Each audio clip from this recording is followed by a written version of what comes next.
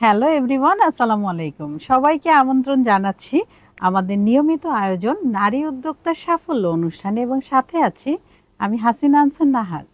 প্রিয় দর্শক, প্রতি পর্বেই আমাদের স্টুডিওতে একজন নারী উদ্যোক্তা আমন্ত্রিত থাকেন। আজকে আমাদের স্টুডিওতে আমন্ত্রিত আছেন রেজওয়ানা সিনথিয়া। তিনি পুরো অনুষ্ঠান জুড়ে আমাদের সাথে থাকবেন এবং তার জানা অজানা তথ্য আজকে আমরা সবাই জানবো।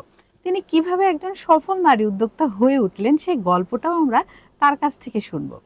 চলুন দর্শক, আমরা চলে যাই সিনথিয়া আপুর কাছে। কেমন আছেন আপু? আছি, আলহামদুলিল্লাহ অনেক ভালো আছি। আর আজকের প্রোগ্রামে এভাবে আসলে অ্যাটেন্ড করতে পারবো চিন্তাও করিনি, যদিও বা আরো 4 মাস আগে থেকে আসার কথা ছিল। হঠাৎ করে আল্লাহ তাআলার সমস্ত পরিকল্পনাকারী আপনার ইচ্ছা মানে চলে আসলাম আর কি। আপনাকে দেখতে অনেক প্রিটি লাগছে মাশাআল্লাহ। না, আপনি তো অলওয়েজই pretty. Thank you so much. তো কি কাজ করছেন? আপনার উদ্যোগের নাম কি? আমার একটা ছোট্ট পেজ আছে। আমার পেজের নাম হচ্ছে ফিজাস ক্রিয়েশন এন্ড ক্যাফে। হ্যাঁ, এটা আগে ফার্স্টে ছিল ফিজাস ক্রিয়েশন, পরে আমি ছোটখাটো একটা ক্যাফে ওপেন করি, তখন এটার সাথে ক্যাফে অ্যাড করা হয়। তো এই হচ্ছে আমার পেজের নাম। আচ্ছা, আপনার পেজে কি আছে? আমি ফার্স্ট শুরু হয় হচ্ছে ফ্রুট কার্ভিং দিয়ে, তবে এটা এখনো চলছে। সাথে আমি এখন ফাস্ট ফুড নিয়ে বেশি কাজ করছি। আর এটাতে হচ্ছে আসলে সত্যি কথা বলতে আমি আপাকে দেখেও অনেকটা অনুপ্রাণিত হয়ে এই ফাস্ট ফুড নিয়ে কাজটা শুরু করেছি এসএমই থেকে। এই তো ফাস্ট ফুডের মধ্যে যেগুলো সবাই পছন্দ করে এই আইটেমগুলো নিয়ে কাজ করছেন। তো কেমন হচ্ছে কাস্টমারের রিভিউ? কাস্টমার বলতে গেলে এখন কিন্তু আমরা দেখি যে আমাদের চারপাশে খাবারের যে বিজনেসটা, বিশেষ করে ক্যাফে বা রেস্টুরেন্ট, প্রচুর মানে কম্পিটিশন। হ্যাঁ, তা আমি সেই দিকে চিন্তা করে আমি না আসলে মেইন পয়েন্টগুলোতে না, আমি একটু সাইডে গেছি। সেটা হচ্ছে মেইন শহর থেকে একটু দূরে, যেখানে অসহায় বাচ্চারা, গ্রামের যে শিশুরা যারা ফাস্ট ফুড হচ্ছে ওভাবে খুব ভালো মতো চেনে না বা অনেক হাই রেটের জন্য কিনে খেতে পারে না, আমি তাদের জন্য খুব স্বল্প লাভে হচ্ছে এই ক্যাফেটা ওপেন করেছি, যেখানে আমার ভালো কাস্টমারও থাকে কিন্তু গ্রামের বাচ্চারাও থাকে। মানে এটা আপনার ফুডগুলো এমন ভাবে আপনি সেল করছেন যে যে কেউ এটা নিতে পারবে, খেতে পারবে, স্টুডেন্ট বাজেটের মধ্যে। জি, আপনি তো দিনাজপুরে থাকেন না, সেখান থেকে এসেছেন। তো দিনাজপুরে আসলে খাবারের বিজনেসের মানে ইয়েটা কেমন, পরিবেশটা কেমন? দিনাজপুরে খাবারের কোন খাবারগুলো বেশি চলছে? ফাস্ট ফুডটাই বেশি চলে, কিন্তু আমার কাছে মনে হয় খাবার নিয়ে কাজ এটা খুবই ভালো একটা কাজ। আমার মনে হয় যে এটা তো আসলে সেবামূলক কাজ, কিন্তু আমরা আসলে মার্কেটিংটা ধরে রাখতে গিয়ে আর হচ্ছে যখন কম্পিটিশনে চলে যাই তখন খাবারের মানটা আমরা কেউই ধরে রাখতে চাই না বা পারি না। তো আমার মনে হয় যে এটা ধরে রেখে যদি কাজ করা যায় তাহলে ইনশাল্লাহ আমরা অনেক ভালোর দিকে আগাতে পারবো। আর আমার কাছে মনে হয় যে খাবার নিয়ে কাজ করার ক্ষেত্রে এই জিনিসটাই আগে সবার আগে মাথায় রাখতে হবে যে স্বাস্থ্যসম্মত খাবারটা যেন আমরা দিতে পারি, এটাই হচ্ছে মূল লক্ষ্য। মানে খাবার তো অনেক জায়গায় পাওয়া যায়, রাস্তায়ও পাওয়া যাচ্ছে, বড় 5 স্টারেও পাওয়া যাচ্ছে, কিন্তু কোন খাবারটা আসলে মানসম্মত, হাইজিন মেনটেন করে, এটাই হচ্ছে বিষয়। এবং আপনি আপনার খাবার খেয়ে কেউ যদি অসুস্থ হয়ে যায় পরবর্তীতে তো আর আপনার কাছে আসবে না। তো এই বিষয়টাও মাথায় রাখতে হবে অবশ্যই। তো দিনাজপুরের অথেন্টিক খাবার কি আছে? দিনাজপুরের অথেন্টিক বলতে সবচেয়ে ভালো পাওয়া যায় চাল, কাঠারি ভোগ চাল, তারপরে হচ্ছে সুগন্ধি চাল, সেগুলো খুবই ভালো পাওয়া যায়। এছাড়া এবং চিড়াটা খুব বিখ্যাত, পাপড়ও কিন্তু বিখ্যাত, ডালের পাপড়। হ্যাঁ, এটা আমি যখন এসএমই ফাউন্ডেশনে ট্রেনার হিসেবে গেলাম তখন আপনি মনে হয় আমাকে পাপড়টা দিয়েছিলেন। পাপড়গুলো আসলেই মজা ছিল। তো মানে আপনারা যারা দিনাজপুরে আছেন, দর্শক আমি একটু বলতে চাই দিনাজপুর নিয়ে। আমি এসএমই ফাউন্ডেশন থেকে ট্রেনার হিসেবে গিয়েছিলাম বেশ কয়েক মাস আগে। তো আপু আমার স্টুডেন্ট ছিলেন। তো সেখানে আমি একটা জিনিস দেখলাম যে দিনাজপুরের যারা নারী উদ্যোক্তারা আছেন, আমি 30 জনকে ট্রেন করেছিলাম। সো ওই উদ্যোক্তাদের আমি দেখলাম যে ওনাদের মধ্যে মানে কাজের খুব স্পিরিট, তারা কিন্তু খুব কর্মঠ, এবং আমি যে আইটেমগুলো শিখিয়েছিলাম তার পরের দিনই দেখি ওনারা ওইটা মেক করে আনছে। মানে আমার এটা এত ভালো লাগলো যে অনেকে হয় না যে আচ্ছা ম্যাম চলে যাক তারপরে আমরা নাই কোনো এক সময় করব, কিন্তু না, ওনারা পরের দিনই সে এগুলো রেডি করে আনছে। এই জিনিসটা আমার খুব ভালো লেগেছে। এবং দিনাজপুরের মানুষ কিন্তু খুব অতিথি পরায়ণ, ঠিক না? হ্যাঁ অবশ্যই, আমি এই জিনিসটা খুবই উপভোগ করেছি। তো এই জন্য এসএমই ফাউন্ডেশনকে একটা ধন্যবাদ দিই, না হলে আপনাদের সাথে পরিচয় হতো না। অবশ্যই। তো আপনার কাজের শুরুটা আসলে কিভাবে হলো? আচ্ছা, কে অনুপ্রেরণা দিল? এখানে খুব ছোট্ট একটা কথা বলি। আসলে আমরা যারা সংসার জীবনে আসলে পা দিয়ে ফেলি, ওখান থেকে বের হওয়াটা আমাদের জন্য অনেক টাফ। আমি কখনোই চিন্তা করিনি যে আমি একজন উদ্যোক্তা হব। সফল তো এখনো হতে পারিনি। আমার কাছে মনে হয় সফল হতে গেলে অনেক কিছু করতে হবে জীবনে, আর অনেক স্ট্রাগল লাগবে। অলরেডি তারাও বলে যে এখনো বাকি আছে। জি, আমি এখনো তার ধারের কাছেও যেতে পারিনি। তো আমার আসলে প্রথমটা ছিল এরকম যে বাসা থেকে বের হওয়ার যে পারমিশনটা, এটা ফার্স্টে শুরু হয়েছিল, আপনারা সবাই হয়তোবা চিনেন, বাংলাদেশের কার্ভিং কুইন আবিদা আপু, ওনার অবদান আছেন। উনাকে দেখেই কিন্তু আমি ফার্স্ট অনুপ্রাণিত হই। তো আপুর কাছে আমি প্রথম গেলাম কার্ভিং এর একটা ক্লাস করতে, যে একটু ডিফারেন্ট কিছু নিয়ে একটা কিছু শিখি, যেটাতে সময় আমি কাটাতে পারবো, মনটা ভালো থাকবে, কিছু মানে শুরুটা এভাবে ছিল, করতে পারবো। তো আপুর হাত ধরেই কিন্তু কার্ভিংটা শেখা হলো। তারপরে যখন আমি প্রথম একটা অর্ডার পেলাম, তারপরে কিন্তু আমার ফ্যামিলির সাপোর্টটা আমার দিকে এত বেশি বেড়ে গেল। বিশেষ করে আমার হাজবেন্ড, আমার শাশুড়ি মা, আমার শ্বশুর আব্বা, আমার ননদরা, হ্যাঁ সবাই খুবই সাপোর্ট করে। ইভেন এখনো তারা প্রচুর সাপোর্ট করে। খুবই সাপোর্টিভ একটা ফ্যামিলি। তো আসা যায় না, আসলে চ্যালেঞ্জ সম্ভব না। কি ছিল? চ্যালেঞ্জ হচ্ছে এই যে দিনাজপুরের মতো জায়গায় ফ্রুট কার্ভিং নিয়ে কাজ করা। হ্যাঁ, এটা আমার কাছে মনে হচ্ছে, আমি নিজেই প্রতিদিন প্র্যাকটিস করতাম যে কিভাবে আসলে খুব ডে বাই ডে আপডেট করে প্রেজেন্ট করতে পারবো, এটা একটা ব্যাপার। আরেকটা চ্যালেঞ্জ হচ্ছে এই যে বাসায় সবাইকে ম্যানেজ করে একটা ছোট ক্যাফে ওপেন করা, বিশেষ করে হাজবেন্ডকে কনভিন্স করে। এটা আমার কাছে মনে হয় যে বড় একটা চ্যালেঞ্জ ছিল। এটা সবারই একটা চ্যালেঞ্জ। হ্যাঁ, মানে ওই সাবজেক্টে পাশ করে গেছি আর কি, এক কথায় বলতে গেলে। সেটাই, পিএইচডি করে ফেলেছেন। আমি তো এটাই বলবো। জি হ্যাঁ। তো এখন দেখা যাক, সামনে আরো অনেক কিছু নিয়ে কাজ করার ইচ্ছা আছে। আল্লাহ যদি সহায় থাকেন, আপনারা পাশে থাকলে ইনশাআল্লাহ। অবশ্যই আমরা পাশে আছি, সাথে আছি। জাস্ট আপনাকে একটু ঠিক থাকতে হবে যে কাজের প্রতি ভালোবাসা, আত্মবিশ্বাস নিজের প্রতি থাকতে হবে, এবং ফেয়ারও থাকতে হবে। যেমন ওই যে বললেন মানসম্মত জিনিস আপনি দিচ্ছেন, মানে এই বিষয়গুলো থাকলে কিন্তু কোনো শক্তি আর আপনাকে আটকাতে পারবে না। তো নিশ্চয়ই পেছনে অনেকে অনেক কথা বলেছে, তো সেই উত্তরগুলো আপনি কিভাবে দিয়েছেন? কাজের মাধ্যমে নাকি? হ্যাঁ, কাজের মাধ্যমে বলতে আমি সবসময় আল্লাহর উপর ভরসা করে চলি। সবসময় কেউ কিছু বললে আমার কাছে মনে হয় ধৈর্যটা সবচেয়ে বড় একটা শক্তি। আমাদের ধৈর্যই আমাদেরকে হাজার কথা না বলার উত্তরটা সেটার মাধ্যমেই চলে যায়। কাজের মাধ্যমে বলে না যে সবচেয়ে বড় প্রতিশোধ হচ্ছে নিশ্চুপ থাকা। নিশ্চুপ থাকা, আপনি সেই জিনিসটা করেছেন। আমার আল্লাহ তাআলা আমাকে এই ক্ষমতাটা, এই গুণটুকু দিয়েছেন। আমি জানি না এটা গুণ নাকি অবশ্যই এটা অনেক বড় একটি গুণ, মানে এগিয়ে যাওয়ার পথে সহায়ক। চুপচাপ থেকেছি আর হচ্ছে হ্যাঁ নিজের মতো করে কাজ করে যাই। একটু সাইডে এসেছি যেন এত বেশি কম্পিটিটরের মধ্যে না পড়ি, কম্পিটিশনের মধ্যে না পড়ি।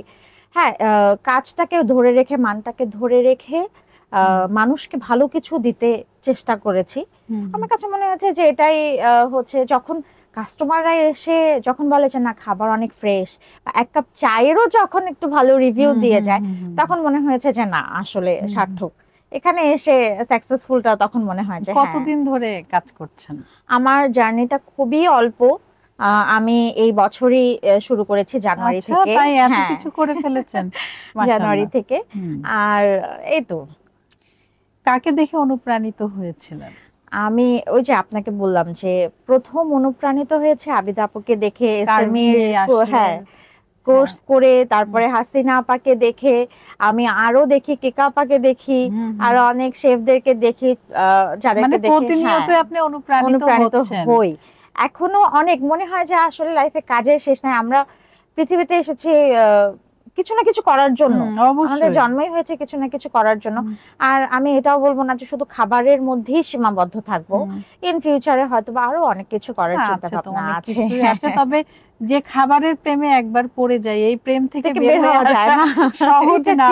আমার মনে হচ্ছে প্রতি মুহূর্তে আমরা প্রেমে পড়ছি, নতুন নতুন রেসিপির প্রেমে পড়ছি। এটা একটা নেশা হয়ে যায়, এবং নেশা থেকে একসময় কিন্তু পেশা হয়ে যায়, যেটা আমার হয়েছে। আর আরেকটা কথা, আপনাকে তো হচ্ছে আমার ইন্টারভিউটা ছিল 4 মাস আগে, তো তারপরে আমি বলি এর মাঝে আমার কিন্তু গোলাপজাম আমি নিজে বাসায় করছি। এটা আমার খুব ভালো রেসপন্স পাচ্ছি। দর্শক, আমাদের তো দিনাজপুরে যেতে হবে আপুর হাতের গোলাপ জামুন খাওয়ার জন্য। জি, ইনশাআল্লাহ। সবার কি অর্ডার নিচ্ছেন? হ্যাঁ, অর্ডার নিচ্ছি, বেশ ভালো রেসপন্স পাচ্ছি আর খুব ভালো রিভিউ পাচ্ছি। এটা তো খুব বেশি ভালো লাগছে। আচ্ছা, এবার দিনাজপুরে গেলে কিন্তু আপনার গোলাপ জামুনটা অবশ্যই খাবো। হ্যাঁ, তাহলে আমাদের দাওয়াত থাকলো। দর্শক, আপনাদেরও দাওয়াত থাকলো। আমি কিন্তু সামনেই দিনাজপুরে যাচ্ছি অক্টোবর মাসে, সো আপনারা সবাই আমাদের সাথে ট্যুরে যেতে পারেন এবং আপুর হাতের মজার মজার খাবারগুলো খেতে পারেন। এবং আপুর রেস্টুরেন্ট আছে, ক্যাফে আছে। আপু আসলে অনেক কিছুর সাথে জড়িয়ে গিয়েছেন। তো এই যে বাসায় সময় দেয়া, বাসায় সবকিছু ম্যানেজ করা, শাশুড়ি আছে, ননদ আছে, হাজবেন্ড, বাচ্চা, আবার এত কাজ করছেন, তো এই টাইমটা কিভাবে বের করছেন বা টাইম ম্যানেজমেন্টটা আসলে কিভাবে করছেন? আচ্ছা, বলি আমার হচ্ছে আমার পিছনের যে সবচেয়ে বড় সাপোর্ট, আমি বলবো যে সবচেয়ে বড় অবদান হচ্ছে প্রথম আমার শাশুড়ি মা। উনি আমাকে প্রচুর সাপোর্ট করেন। বিশেষ করে আমার কিন্তু একটা মেয়ে আছে বড়, তার দেখাশোনা, বড় বলতে ক্লাস 2 তে পড়ে, তার দেখাশোনা, তার স্কুলের সবকিছু মেইনটেইন, এগুলো ওর দাদা দাদি করে।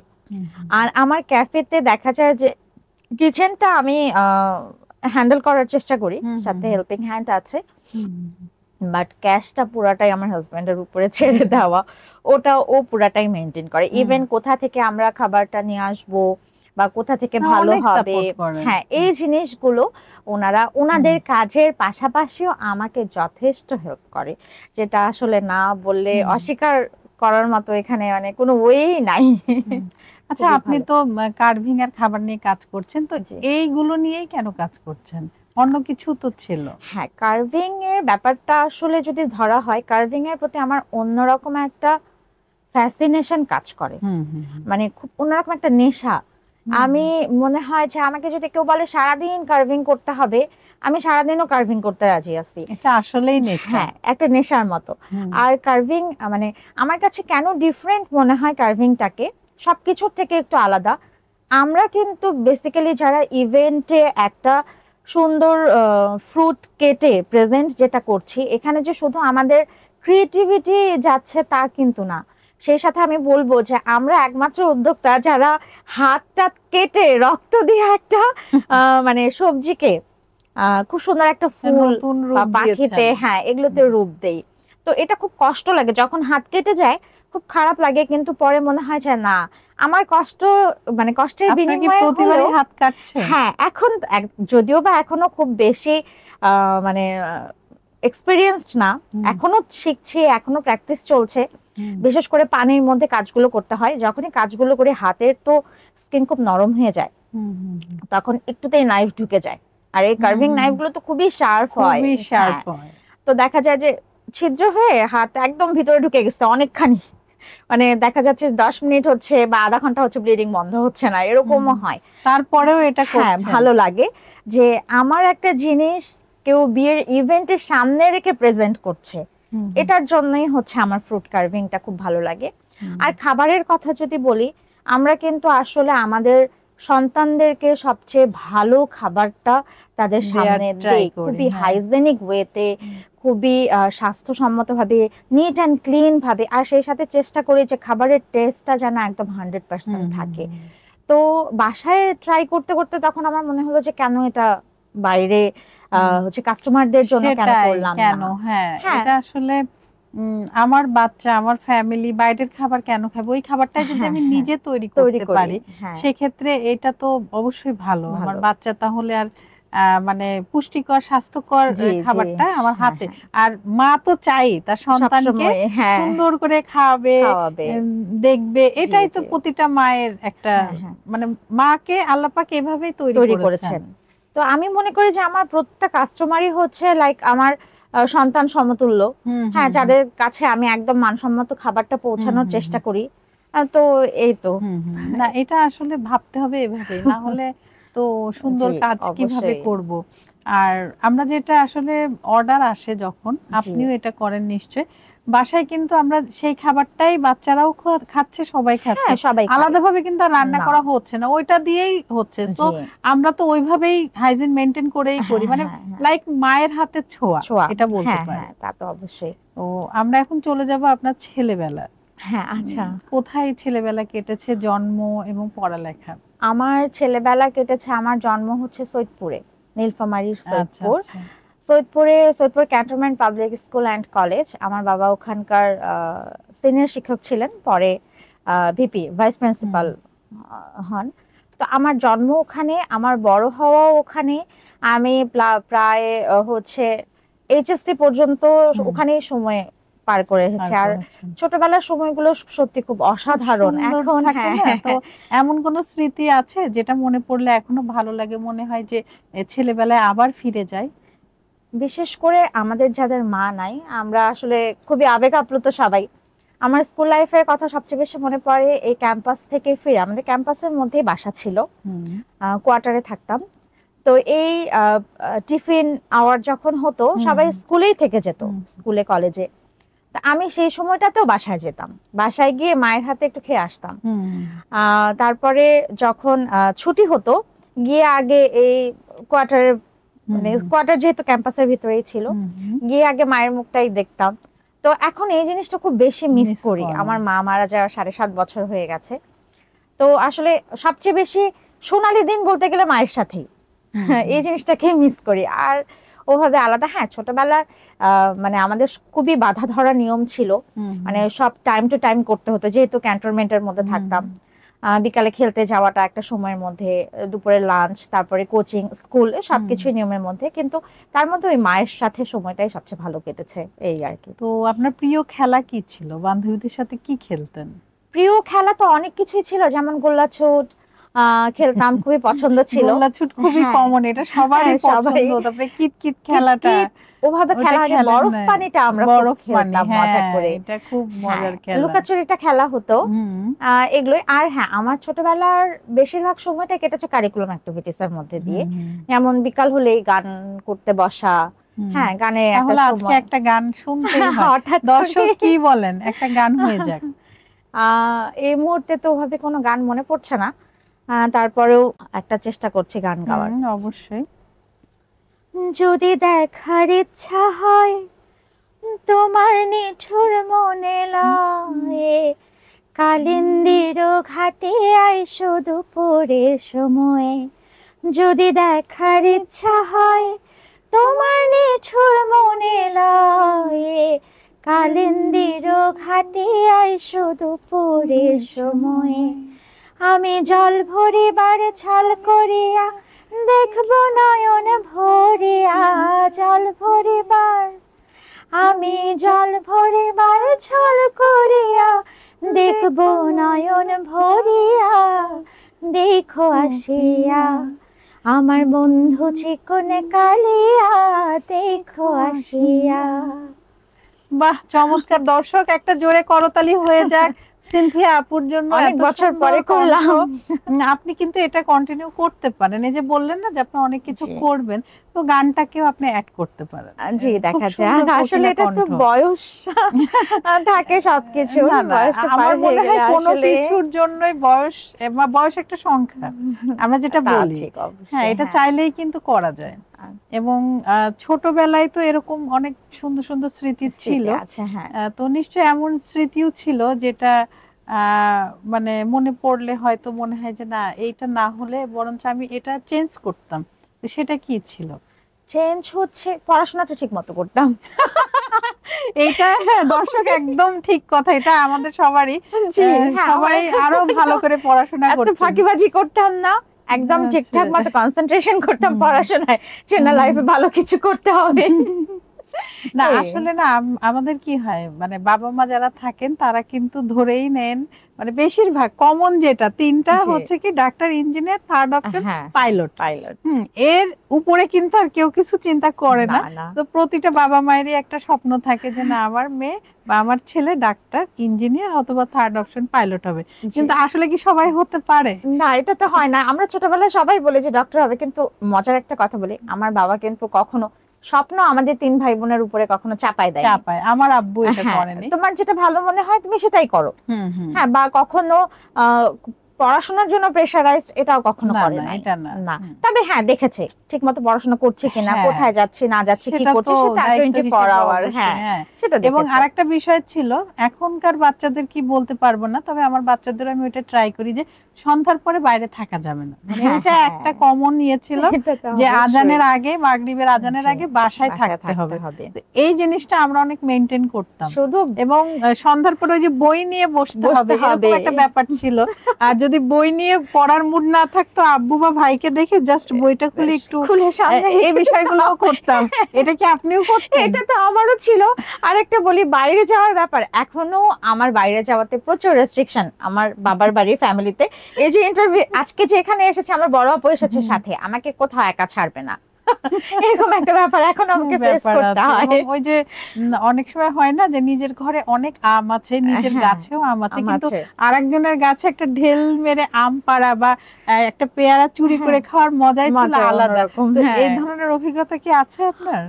না, তবে ফুল ভালো লাগতো কখনো কখনো। হ্যাঁ, নিজের ক্যাম্পাসের ফুলই 2-1টা চুরি করে এনেছে, এরকম হয়েছে। কখনো ভাবে ফল চুরি করে খাওয়া হয়নি, মানে এটা একটা মজা ছিল। নিজের ঘরে প্রচুর ফল বাবা এনে রেখেছেন, কিন্তু ওটাতে না মজা নেই। মানে এরকম প্রায় দেখা গিয়েছে। যেমন আমাদের বাসায় কিন্তু আমের গাছ ছিল, আমাদের মানে সব সময় ঢিল পড়তেছে, আম পড়ছে এবং আম যে কোথায় যাচ্ছে আমরা বুঝতে পারছি না। এবং ঝড়ের সময় কি হতো, মানে ঝড় আসা মানে একটা খুব উৎসাহ। পাড়ার যে বাচ্চাগুলা ছিল তারা দেখতাম যে একদম স্টিল নাও এখানে দাঁড়ানো, এত ঝড়ের মধ্যে তোমরা আসছো কেন? যে না ওই যে আমটা পড়বে ওই আমটা বেশি মজা, বাসায় যে আম আছে ওটা কিন্তু মজা না। তো এই বিষয়গুলো ছেলেবেলায় অনেক মজার ছিল। আর একটা বিষয় ছিল যে আমরা বান্ধবীরা কি করতাম যে প্রতি ফ্রাইডেতে এক একজন এক একটা জিনিস রান্না করতাম বিকেলের নাস্তা। আচ্ছা। এবং সেটা খেয়ে আবার বান্ধবীরাই রিভিউ দিত যে কেমন হয়েছে, যে বেস্ট মানে নেক্সট ফ্রাইডেতে আরো ইমপ্রুভ করব। এবং মানে এরকম একটা আমাদের ইয়ে ছিল, মানে অনেক কিছুই তো আসলে ছিল। এবং পিকনিকের একটা ব্যাপার ছিল। আপনি কি পিকনিক করতেন ওই সময়? আমাদের কিন্তু চাঁদা একটা থাকতো, শর্ট চাঁদা, ওইটা নিয়ে আমরা ওইটা যে তখন ক্যামেরা রিলস কিনতে হতো, ক্যামেরা ওইটা কিনে ওই আমরা বেশ সুন্দর আয়োজন করতাম পিকনিক। তো এরকম করতেন আপনারা? না, ফ্রেন্ড সার্কেলের সাথে ওভাবে আমার মানে আমার ছোটবেলাটা খুবই বাধা ধরার মধ্যে ছিল, বাবা মার সবসময় চোখে চোখে। স্কুলের পিকনিক ছাড়া আসলে ওভাবে, তবে আমাদের ফ্যামিলি পিকনিক যেগুলো হতো সেগুলোতে বেশ মজা করতাম। মানে বাবার হচ্ছে ক্যান্টনমেন্ট থেকে আমাদেরকে যে আমাদের একটা ডিস্টেন্স থাকতো, যে এই ডিস্টেন্সের মধ্যে আমরা পিকনিক বাইরে যদি কোথাও করতে চাই ওই ডিস্টেন্সের মধ্যে করতে হবে, ওর বাইরে আবার আমরা কোথাও যেতে পারবো না, স্পটটা ঠিক করতে পারবো না। তো আমাদের ম্যাক্সিমাম হচ্ছে সৈয়দপুরের ব্যাকশপ, ওখানে কিন্তু হচ্ছে ওই যে রেলওয়ে কারখানা যেটা তার পাশেই ব্যাকশপ ছিল, ওটা বেশ ভালো একটা টুরিস্ট পয়েন্ট। ওখানে যেতাম, খুব ভালো লাগতো। হ্যাঁ, তো দেখা যাচ্ছে সব আন্টিরা একসাথে গল্প করছে, আমরা বান্ধবীরা একসাথে গল্প করছি, তারপরে হচ্ছে খেলছি, বা লাঞ্চের সময় একসাথে লাঞ্চ করলাম, সারাটা দিন একসাথে কেটে গেল, খুব ভালো লাগতো এই সময়গুলো। আসলে এই স্মৃতিগুলো একদম সোনালী, মানে স্বপ্ন সোনালী দিন সোনালী হয়ে আছে। কিন্তু আমার মনে হয় প্রতিটা এজেরই কিন্তু একটা সৌন্দর্য আছে, যে ওই বয়সে ওইটা ঠিক ছিল, মাঝে আপনি যেটা করেছেন সেটা সৌন্দর্য একরকম, আর এখন আপনি যেটা করছেন বা এই বয়সে এসে এটা সৌন্দর্য কিন্তু আরেকটা রকম। এবং সামনে যে সৌন্দর্য, যে বয়সটা আসবে ওইটার আলাদা একটা সৌন্দর্য হবে। মানে প্রতিটা ধাপে ধাপে কিন্তু আমরা অনেক কিছু শিখছি, জানছি, এবং প্রতিবারই আমরা মানে মুগ্ধ হচ্ছে যে গতটাই বুঝি বেশি ভালো ছিল সামনেটার থেকে, এরকম। তো আপনার ভবিষ্যৎ পরিকল্পনাটা কি? ভবিষ্যৎ পরিকল্পনা আসলে অনেক বড় কিছু বলবো না, তার কারণ হচ্ছে যে সবকিছুর মালিক আল্লাহ। আল্লাহ আমাদেরকে যতদূর আগায়, যা কিছুই করি না কেন মানসম্মত একটা জিনিস, বিশেষ করে দিনাজপুরবাসীর জন্য এমন কিছু করতে চাই, ভালো কিছু করতে চাই যেন তারা আমাদের কাছে এসে, মানে আমার কাছে এসে একটা ভরসার জায়গা পায় যে হ্যাঁ সিনথিয়া আপুর কাছে এই জিনিসটা বেশ ভালো পাওয়া যায়। তারপর আরেকটা ব্যাপার বলি, আমার সবসময় ইচ্ছা আছে যে যা কিছুই করি না কেন দেশীয় পণ্য নিয়ে কাজ করার ইচ্ছা আছে। সেটা হতে পারে দেশীয় ড্রেস, দেশীয় হচ্ছে বিশেষ করে আমাদের দিনাজপুরের পাপড়, তারপরে সরিষার তেল খুবই ফেমাস এই জিনিসগুলো। এটা কিন্তু বাইরের যারা থাকে দিনাজপুরের বাইরে তারা কিন্তু বুঝবে না, আমরা যারা দিনাজপুরে থাকি তারাই বুঝি। তো বিশেষ করে তারপর হচ্ছে মিষ্টিটা আলহামদুলিল্লাহ অনেক ভালো রেসপন্স পেয়েছে। মিষ্টিটা নিয়েও অনেকেই আমাকে বলছে যে এই জিনিসটা তুমি ছেড়ো না, এই কাজটা তুমি কন্টিনিউ করে যাও, যেটা ভালো রিভিউ ভালো ওটা চালিয়ে যাওয়া উচিত। এটাই চিন্তা করছি যে চালাবো, আর সেই সাথে ফার্স্ট ফুড তো থাকছেই। হ্যাঁ দেখা যাক, সাথে আমার চিন্তা ভাবনা আছে, জানি না করতে পারবো কিনা, আর একটা হচ্ছে ক্যাফে আর একটা ব্রাঞ্চ করার ইচ্ছা আছে, যদিও বা এই স্বপ্নগুলো অনেক দূরের। হ্যাঁ আর বিজনেসের মধ্যে আমরা একটা হচ্ছে ভরসা পাই কি যে আমরা বিজনেস জিনিসটা মানে নিজের স্বকীয়তা। হ্যাঁ যেখানে কেউ কোনো কিছু বলার নাই বা বাধা ধরা কোনো নিয়ম নাই, হ্যাঁ স্বাধীন। এই জন্য আমার এই জিনিসটা ভালো লাগে। দেখা যাক বাকিটা আল্লাহর ইচ্ছা, কতদূর কি আগাতে পারি জানি না। এই তো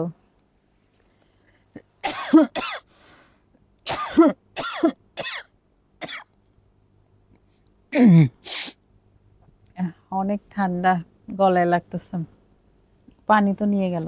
আচ্ছা পানি খেয়েছে, আচ্ছা শুরু করি। আচ্ছা আমরা তো অনুষ্ঠানের একদম শেষ দিকে চলে এসেছি, তো আরেকটি প্রশ্ন আপনাকে করব যে আজকে আপনি যে সিনথিয়া, এই সিনথিয়া যদি না হতেন তাহলে কি হতেন? খুব ভালো একজন গৃহিণী হতাম। আমার কাছে কিন্তু আসলে আমি বিজনেস উইমেনের থেকে আমি সবচেয়ে বেশি প্রেফার করি এই কথাটা বলতে, যে আমি একজন ভালো, আমি জানি না এখানে আমার শাশুড়ির অবদানও অনেক আছে, কিন্তু আমি খুব প্রাউডলি বলতে পারি যে না, আমি জয়েন্ট ফ্যামিলিতে থাকি, আমার শ্বশুর শাশুড়িকে নিয়ে খুব ভালো বউ বলবো না, বউয়ের জায়গা থেকে মেয়ের জায়গায় আমার মনে হয় অ্যাটলিস্ট আমি আসতে পেরেছি। আমার বিয়ের 14 বছর, এই খুবই অল্প বয়সে আমার বিয়ে হয়েছে 2012-তে। তো এই জায়গাটা আমি আসলে খুব পারফেক্টলি আরো বেশি, মানে আমার লাইফের সবচেয়ে বড় অ্যাচিভমেন্ট আমি মনে করি হচ্ছে আমার সংসার লাইফ, আমার ম্যারিড লাইফটা। আর খুব ভালো এই তো ছেলের বউ, মা আর ওয়াইফ, এটাই অনেক বড় পরিচয় আমাদের। একজন মেয়ে যখন মা হয় তখন সে কিন্তু সম্পূর্ণ হয়। হ্যাঁ তো এটার থেকে বড় পরিচয় আর আমাদের কিছু নেই বলে আমরা নারীরা এটাই বিশ্বাস করি। হ্যাঁ হ্যাঁ তা তো অবশ্যই। তাহলে এটা নিয়ে হচ্ছে থাকার ইচ্ছা আছে। ঠিক আছে, আপনার জন্য অনেক অনেক শুভকামনা। তো আমরা আসলে অনুষ্ঠানের একদম শেষ দিকে চলে এসেছি। আপনার কেমন লাগলো নারী উদ্যোক্তা সাফল্য অনুষ্ঠানে এসে? আমার সত্যি অনেক ভালো লেগেছে। আসার ইচ্ছা ছিল অনেক আগে থেকে, আসলে টাইম শিডিউলটা মিলছিল না আমাদের। তো অ্যাটলিস্ট আজকে এই দিনে এভাবে আসবো এটাও কখনো চিন্তাও করিনি। খুবই ভালো লাগছে। Thank you. দর্শকের উদ্দেশ্যে কিছু বলুন। দর্শকের উদ্দেশ্যে একটা কথাই বলতে চাই যে আমরা যে যা কিছুই করি না কেন, আমরা যদি খুব ডেডিকেশন নিয়ে কাজটা করি, সেটা হতে পারে আমাদের পড়াশোনা, হতে পারে আমরা যদি সংসার জীবনের ভিতরে এন্ট্রি করে ফেলি, তাহলে সেই সংসার জীবনটা, হ্যাঁ আমরা জানি আমাদের মেয়েদের জীবনটা আসলে একটু অনেক কঠিন। সকালবেলা উঠে ওই নাস্তা বানানো, বাচ্চাকে স্কুলে পাঠানো, তারপরে দুপুরে লাঞ্চ রেডি করা, কিন্তু এটা আমরা যদি মনে করি যে আমার লাইফটাকে আমি এটার মধ্যে খুব সুন্দর করতে পারবো, খুব ইন্টারেস্টিং করতে পারবো, তাহলে এটার মধ্যেই করা সম্ভব। তো আপনাদের সবার কাছে আমার মেসেজ একটাই, যে যা কিছুই করি না কেন নিজের সবটুকু দিয়ে করার চেষ্টা করি, তাহলে আমরা সেটাতে আগ্রহ খুঁজে পাবো, আমাদের একঘেয়েমি লাগবে না কোনো কিছুতে। অনেক ধন্যবাদ আপু, আবারও নতুন কোন আয়োজনে আপনার সাথে দেখা হবে। জি অবশ্যই আপু, ধন্যবাদ। দর্শক আপনারা যারা এতক্ষণ আমাদের সাথে ছিলেন, আপনাদের সবাইকে অসংখ্য ধন্যবাদ। আপনারা চাইলেই কিন্তু আমাদের এই অনুষ্ঠানে জয়েন করতে পারেন, সেক্ষেত্রে আমাদেরকে ইনবক্স করতে পারেন, ইমেলে মেইল পাঠাতে পারেন, আপনার পুরা সিভিটা পাঠাতে পারেন, অথবা আমাদের যে পোস্টের কমেন্ট বক্স সেখানে কিন্তু কমেন্টও করতে পারেন।